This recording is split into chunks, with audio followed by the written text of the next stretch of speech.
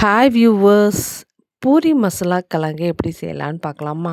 அதுக்கு ஃபஸ்ட்டு என்ன செஞ்சுக்கோங்கன்னா, உருளைக்கிழங்க நல்லா வேக வச்சு எடுத்துக்கோங்க.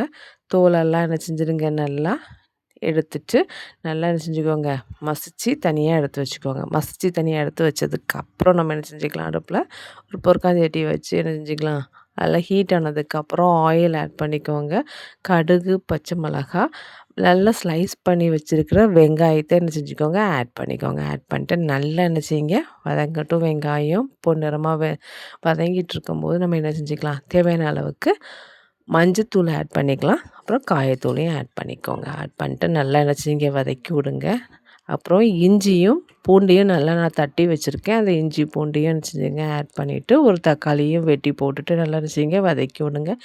நல்லா வதங்கிட்டு இருக்கும்போது நம்ம என்ன செஞ்சுக்கலாம், தேவையான அளவுக்கு தண்ணி ஆட் பண்ணிவிட்டு சால்ட்டும் ஆட் பண்ணிடுங்க. அது நல்லா என்ன செய்யட்டும், வெந்து கொதித்து வரட்டும். நல்லா கொதிச்சுட்டு அப்படியே நல்லா வெந்து கொதிக்கட்டும். கொதிச்சதுக்கப்புறம் நம்ம மசிச்சு வச்சுருக்கிற இந்த உருளைக்கிழங்கு உள்ளே ஆட் பண்ணி நல்லா என்ன செய்யுங்க, மிக்ஸ் பண்ணி விடுங்க. கொஞ்சம் நேரம் நல்லா வேகட்டும். இந்த தண்ணி எல்லாத்தையும் இந்த உருளைக்கிழங்கு அப்சர்வ் பண்ணட்டும்.